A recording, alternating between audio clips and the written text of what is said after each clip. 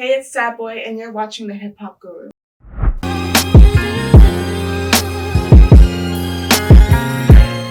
What up, y'all? This is Mucho TV. I'm with the Hip Hop Guru. This is SadBoi. And this is one of the most fire up and coming artists from Toronto. Shock when you see me in person. Now it's ask when to see me again. Usually, I talk about the music after we get through your life and stuff. But I've been bumping your stuff for the past few weeks. Jordy Orr actually he was posting you a lot, and I think it was the slide song. I think he was hyped because your name dropped. Jordy Orr is spinning, then you know I'm gonna slide. That's actually so funny. So, I see your name. It's an interesting name. I click on it, and yeah, your catalog is really fire. Thank you. So talk about the new single. Talk about Slide. Talk about the Brazilian love you're getting. Yeah, that's crazy, right? Mm. Honestly, Slide was a song I didn't like. I did not like Slide at all, but it's interesting because the guy who produced it, his name's AB, and I've known him since I was 17, 18. Oh, wow. And he's from Brazil, but he lives in Paris. And I've never met him. We never even spoke on the phone, but we've always just had a good online relationship. So we would always message each other on WhatsApp, send each other new songs and stuff like that. And he'd always send me beats, but it was so easy for me to jump on his beats. I don't know what it is, but his production was so easy for me to write to. And then I was going through writer's block because at the time I had dropped Potential. Me on, you needed me on. Give me my love, now you leaving me now. Great song, by the way. Thank you. I believe that's the biggest right now. I dropped Potential, and I think just the momentum off of it, I was just oh my god, it made me really anxious. I was okay, and I think I just kept listening to people, and they're okay, well, you need to make more Potentials. And I'm well, damn, how do I make another Potential? So I just had writer's block. I write in my washroom. So I literally just went in my washroom, and I went in my conversation with AB, and I just pulled up the first beat that I seen, and I just started writing. It wasn't a situation where it was I had in mind what I wanted to talk about. It was just more so me saying things to make myself laugh or to uplift myself. Why you be talking shit? Cause I can. In that moment, I'm I'm gonna go in and record this because I haven't been to the studio because I was so depressed. So I'm I don't know what I'm doing. Yeah. And then 2 weeks went by, and then everyone heard it. I guess they got it off this studio computer. Oh. And they're this song's fire. It got leaked? Well, basically someone from the studio that I work out of, it's a good friend at LVR, and they were well, what have you been working on? And I'm I haven't been working on anything because I wasn't sending anyone anything that I was recording and stuff like that, so I just didn't think it was good enough. And they had got it off the computer, and they're oh, this shit is fire, and I'm no, it's not. But yeah, it was this whole thing. And then you said no, it's not. I was no, it's not. But yeah, I dropped it, and then it just it's been going up, and then now it's doing really well in Brazil, which is crazy. It's killing in Brazil. I looked at the YouTube comments this morning. Yeah. And it's just shout out to Brazil, shout out to Brazil. Yeah. And I guess the sample was from some famous person out there or something. Yeah, Anita or something. No, it wasn't. It's so crazy. The sample wasn't an Anita sample. Oh, okay. I think it was because it had that funk vibe to it. So in Brazil, funk music is really big. Yeah. And they were just oh, collab with Anita. So that's where the Anita. Oh. Yeah. Is there an Anita collab in the future potentially? I mean, I hope so. We'll see. You hear that, Anita? No, I really like the Brazilian funk sound. Even over here, we have a decent Brazilian population in Toronto. Yeah. And the parties go crazy. Do you think perhaps that's the music of the future? You know how Afrobeats has it now? Do you think maybe Brazilian funk has it in the near future, and you're a pioneer with the North Americans? I mean, I definitely think it has a future, especially in North America. It's interesting to see where it goes from here. I honestly don't know. I mean, I hope it crosses over. I mean, I'm surprised that people even resonated with Slide and even Baddies, the one that I dropped. Baddies. Because to be honest with you, I've done stuff with AB before, and it just didn't move as well. I feel people didn't really understand. That's why I was I don't know if people are gonna get Slide, but for some reason people got it. So I definitely think like music is gonna like shift at some point, you know, and like people are gonna be like, oh, this is fire, and like connect with it a bit more. But yeah, it seems like they're more ready for it now. Yeah. Well, that's interesting because that's a pretty innocent story about how Slide was created. I thought it was because you're trying to beat up somebody. No. Okay, maybe I had like a. You had someone in mind that you're trying to slide on, no? No, but you know what? Maybe I was honestly like, I'm not gonna lie to you. I was like so depressed. I was so like over life because I'm just like, I don't know what the fuck you guys want from me. Like you guys keep saying like, make this, make this, make this, and it's just like, I don't think like people understand like as a creative like how much that like weighs on someone, especially if you're someone that actually is like, you know, like for me, like I'm inspired by like day-to-day stuff. Right. Like it's not a situation where I just like go in there and I'm like, like I'm just gonna rap about like this is this because that's like, you know, like I actually like I'm inspired by things that I go through like daily. And at that time I was just really sad. So it's just like it just didn't, you know what I mean? So it wasn't okay. I wasn't trying to beat anyone up, but I was frustrated. Right. Tell me where was all that energy when it was time to slide? And I just like took it out in a song. So maybe that's why I was like, slide. Maybe that's like, you know, I don't know. But you're really using Slide in a lot of different ways. Yeah. Like, okay, so I'll just rewind a little bit. I wanted to talk about Slide right off the bat, though. You grew up here in Toronto and then moved to Atlanta. That's what I'm gathering from just looking you up a little bit. Let's talk about growing up here and the move. I mean, growing up here, middle school, I got bullied really bad. Damn. What can they bully about you? I was like a bit like weird. I was a little weird. I was like into like different things. I was like anime before it was cool or something like. You know, it wasn't even like anime. It was just like the fact that like I was really big on like social media as far as like just like technology in general. So like I was like a Tumblr kid. Like I was like one of those people. Yeah, like I was deep on Tumblr. Yeah. Like I wouldn't talk to anyone in school, but then like I'd go home and be online. Like I had like a bunch of online friends. But what kind of Tumblr though? Was it like those like fake Wiz Khalifa quotes? Or like I had different eras. Like I really was on Tumblr for so long. I think I like experienced like different eras of Tumblr. Right. I'm out of touch with Tumblr a little bit. It's like my peers were on it, but I was like, I mean, I'm still on it now. It still exists? Yeah, like that's how I get like enjoying my inspo. Really? Yeah. Okay. On Tumblr. So what were you doing on there? I was posting pictures. Okay. Yeah. Like what was the vibe like? Like I just enjoy taking pictures. I've always been like that. Like I've always enjoyed taking pictures. So it's like a photography thing you're using it for? Not even necessarily photography. Like it was just like my life. Like it was almost like a blog for me. Like anything I seen that I thought was cool, I'd post it. Anything that was on my mind, I'd post it. Like music stuff, I'd post it on there. And then but like growing up in Toronto, I got bullied in middle school. For posting pics on Tumblr? I don't get it. No, I also had like YouTube. I did YouTube covers when I was like 11, but like I honestly don't think it had anything to do with like YouTube and like social media. I just think kids were mean. Yeah. You know, like they can be mean out here. I just was never like afraid to like express myself and things that I liked. So I think like a lot of kids like looked at that as like weird. Yeah. But yeah, like when I got to like high school was fun. I really liked high school, but like the nightlife was like a big thing for me. Like again, like I was like impacted by like, you know, like Bambi, like Nino, like you know, we were talking about like the party last night. Like it was so crazy because like I went to like Nino's party like when I was like a lot younger. Like now I'm like hosting her party. But like nightlife was like really impactful on me. You don't really know that girl for real. You don't really know. How do you think the nightlife in Toronto changed now compared to, say, I don't know, 5-10 years ago? This is the thing. Like, I don't know what it is because I personally feel like the parties have always been lit. Yeah, me too. I don't think it's like, I can't even say like, oh, now the parties are lit. I feel like the parties have always been lit. I ain't trying to knock you out in my kitten hill.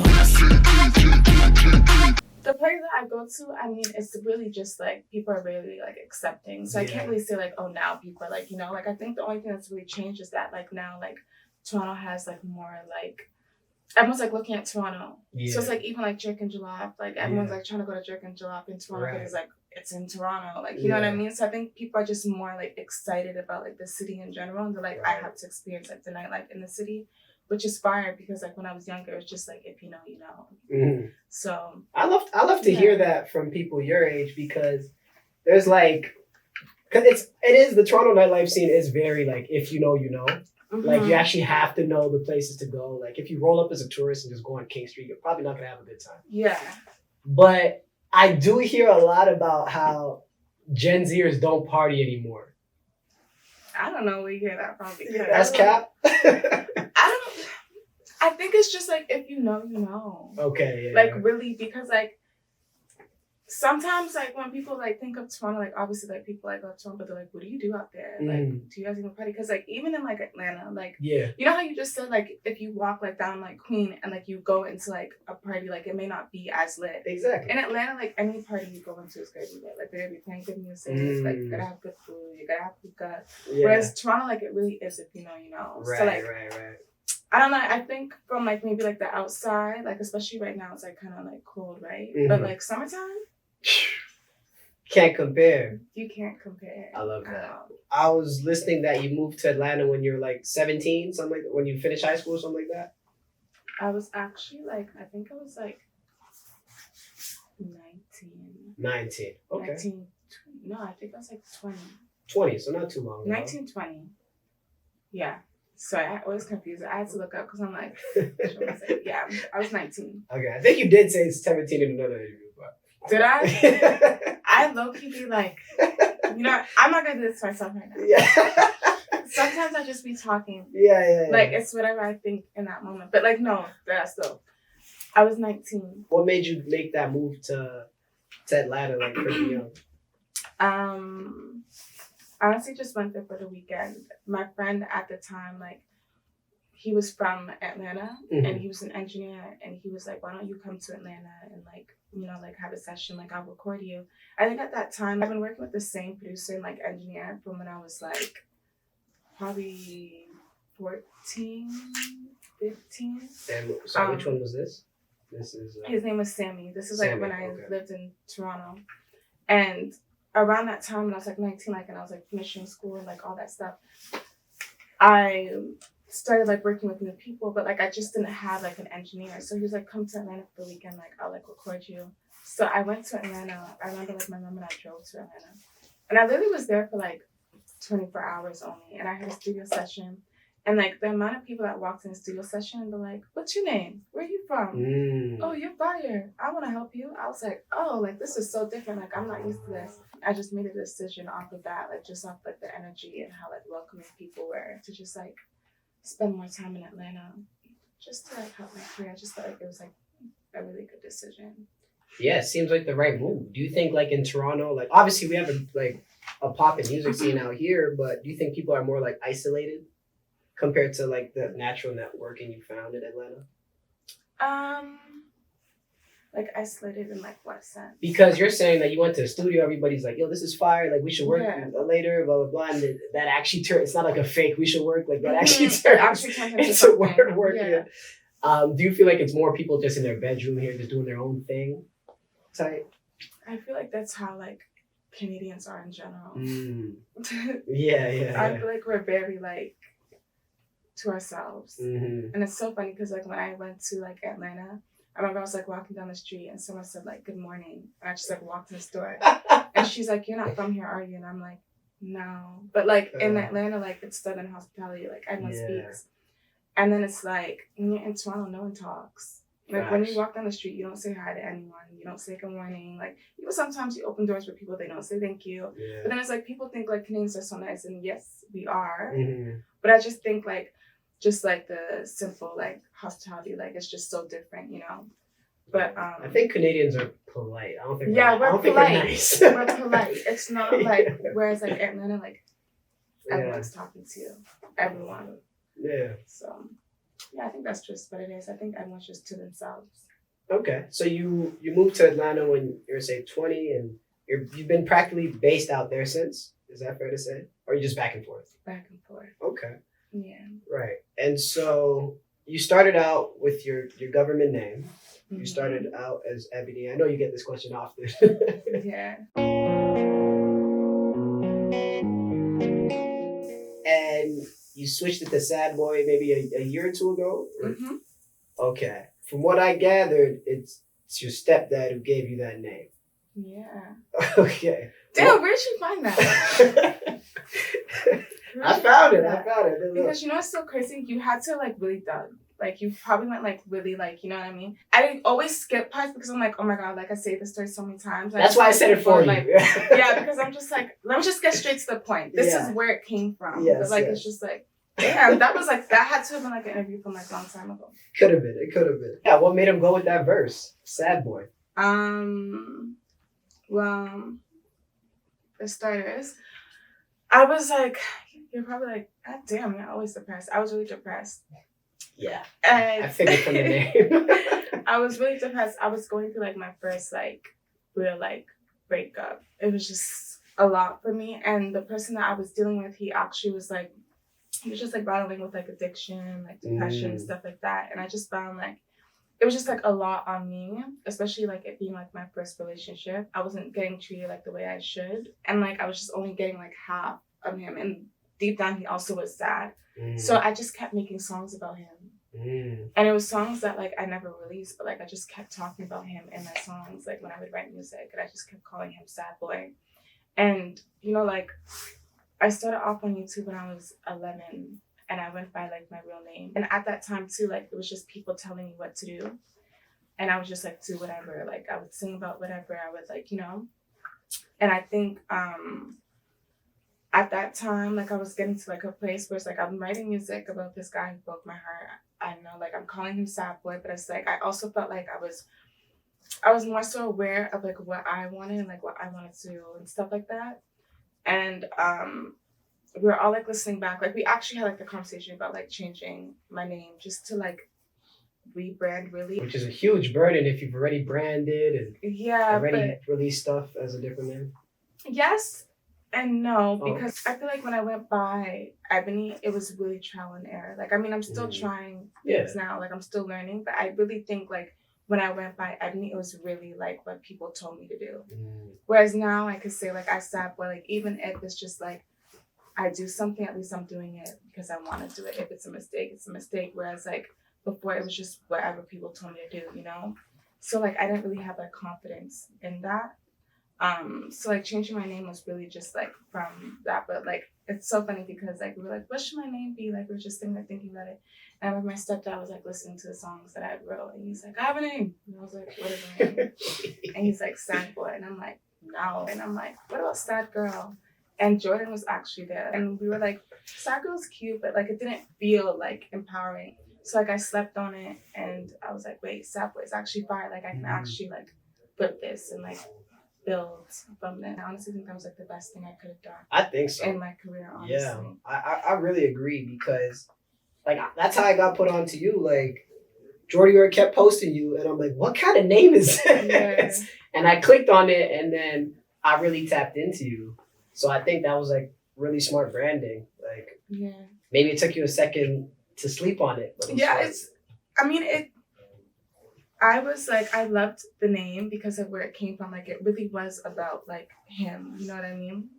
Or inspired by him, I should say. Did that last relationship, like, leave you, like, a little jaded for, like, future ones? Definitely. Yeah. I feel like, I'm definitely going to talk about it in my music. I'll tell you that. Yeah. Like, I have like a bunch of like songs that like I wrote about like the whole like situation, stuff like that. But I just feel like mentally like I'm in just like this different place where I'm just kind of like, I'm just having fun right now. Like, I don't think I'm ready to deal with my emotions yet. Like, I just think like that relationship had like such like an impact on me. Like when I actually like sit and think about things, like I feel like sometimes like, you know, like I feel like right now I'm just going through the process of just like enjoying life and just like having fun. And like, even if it's like, meaning like I'm a little toxic or I'm not dealing with things the right way, like I feel like I'm just like me and my friends. Oh my girl be all in rolling deep, this ain't for sure though. And just like work, obviously, but I'm gonna talk about it. Yeah. I mean, it definitely has me jaded, and dating in Atlanta sucks. So. What's worse, dating in Atlanta or dating in Toronto? Okay, well, to be fair,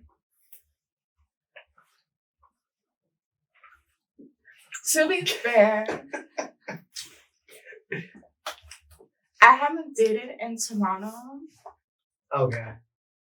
Like my first, like my actual, like, well, my high school last like relationship I was in with like a Toronto man was like in high school. It's just puppy love here.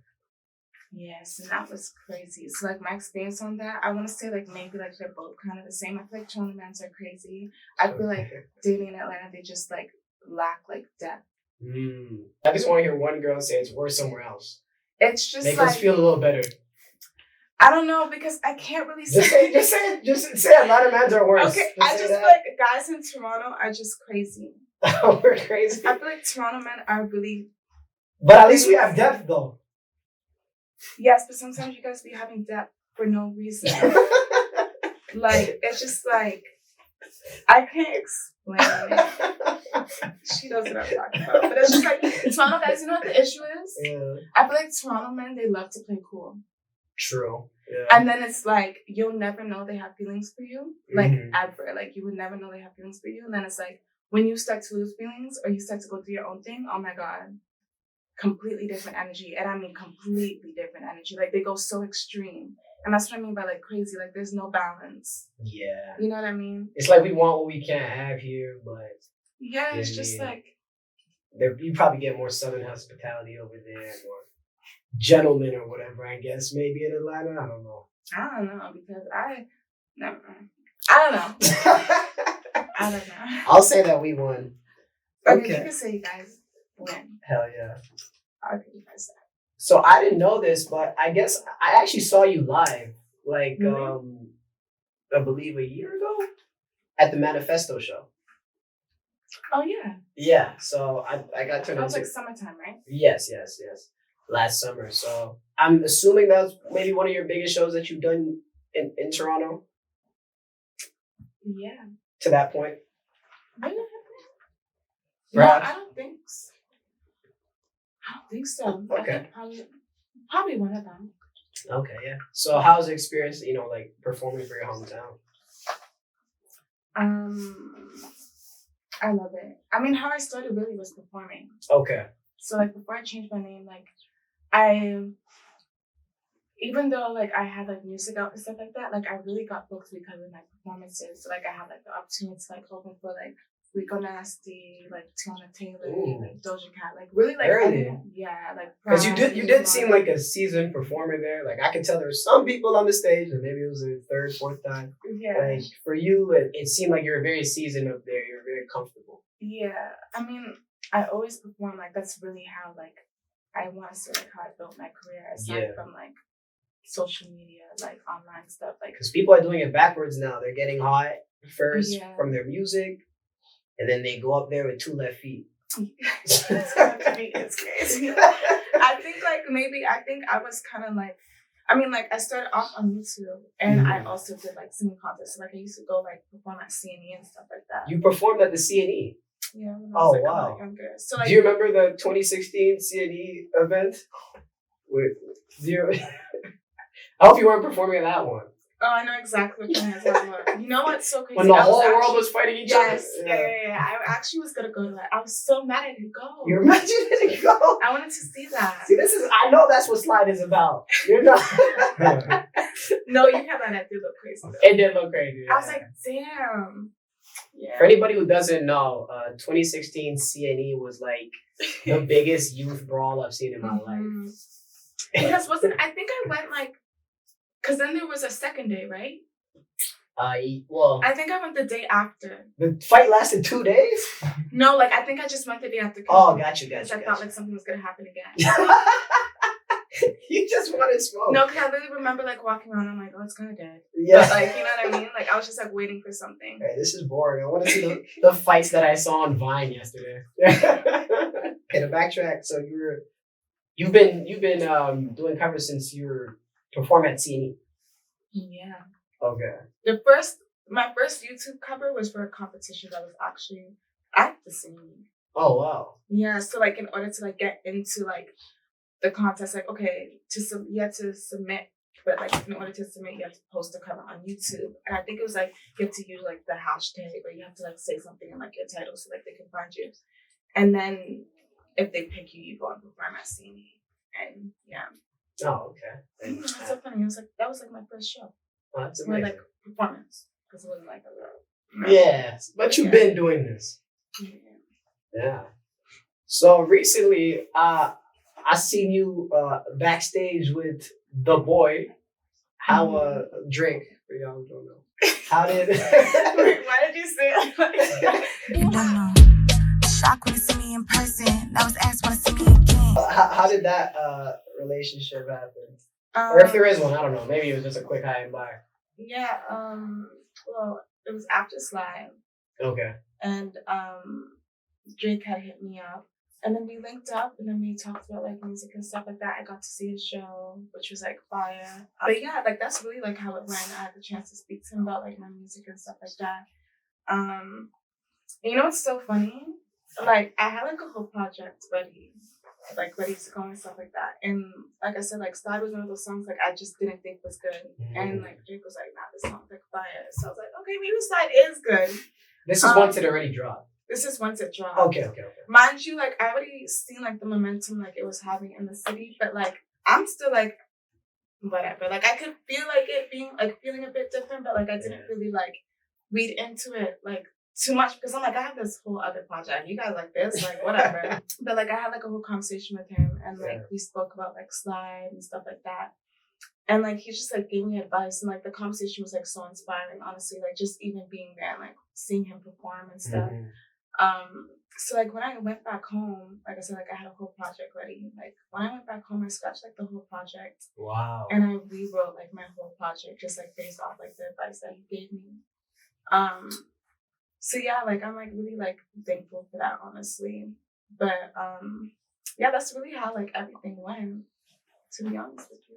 That's amazing. Can you give a little insight into the advice that Drake gave you? I mean, I think like we all kind of like know like when it comes to like music, like Drake really is like an A&R, like he really is the best. Yeah. Like, let's just like I know this. Forget Kendrick. I knew you were gonna do that. That's what I was like. We all know like what's going on. But you know where I'm siding. You know what I mean? I'm not. She has to be an artist, but you know where I'm siding. I was saying, this is such a crazy time to like. This like made me forget what I was going to say. No, oh yeah, nah. Okay, so the advice like it was more so like I don't want to say. I mean, he gave me like so much advice, but like the one that really stood out to me was like a bit more like technical in like a way. Like I think like at least like for me because it was good for me because it's just like.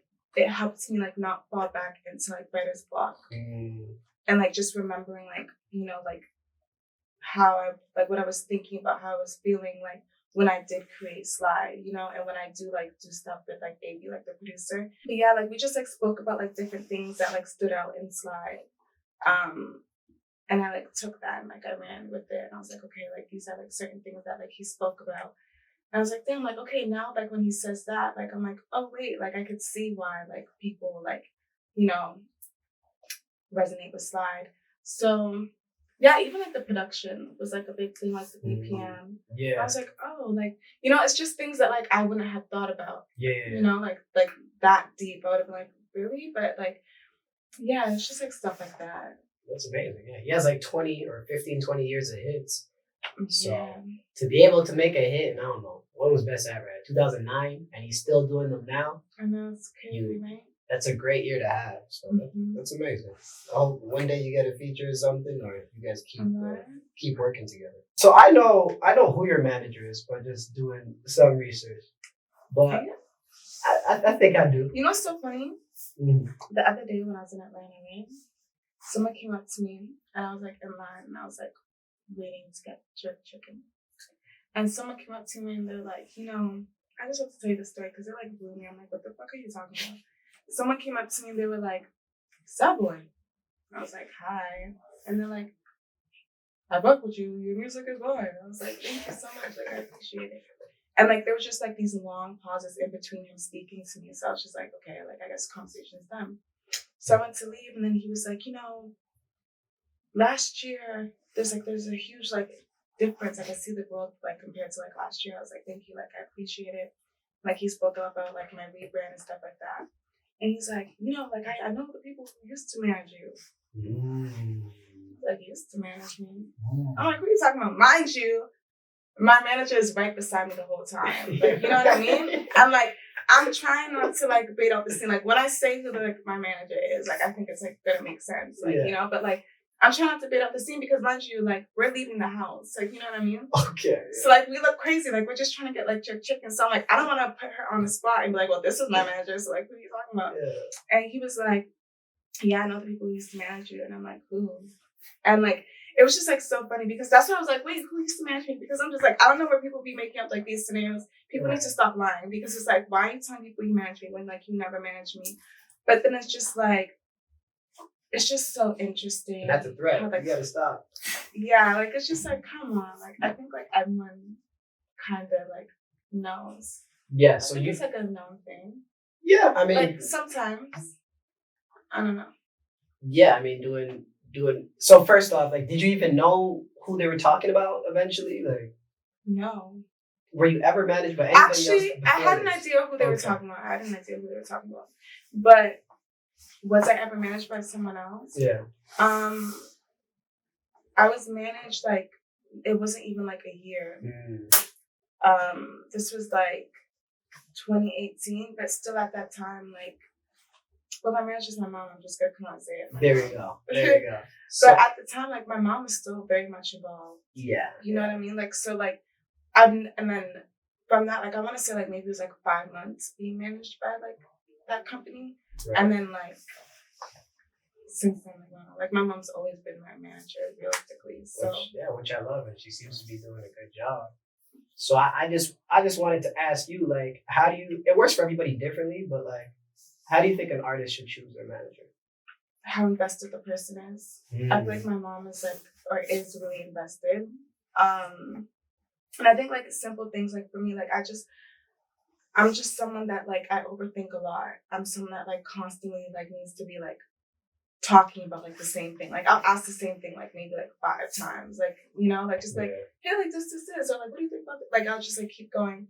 And I just like think having someone that you can just call or like text when you have moments like that and just like to like bounce ideas off of. Like I feel like that's like really important because like being an artist is like a full-time thing, you know? It's not like you don't pick the hours, you don't pick like the time, like really, like it's, you could be sleeping, you wake up, or sometimes you don't be sleeping. It's like because you're up there thinking about it, but just having someone that you can speak to when you do have time like that is like important. And like for me, the situation I was in, like it was like very much like 9 to 5. Like I couldn't speak to them unless it's between those times. And like I was like, I don't want that, you know. And I also think for me, like again, like it was like it's my mom, so like I feel like the sacrifice that like she made, I feel like that's like a big thing. And I think like just having people around you that's gonna grind just as hard as you is like really important. I mean, yeah, like that's like that was like a really like those were like the main things for me, honestly, because it's like I can't be over here grinding and it's time for you to do something. You're like, yeah, you're like, nah, it's 5:30. Yeah, like we're gonna do it later. Like, yeah. So that's like I think that's like the best way to put it. And like my mom wasn't in the industry.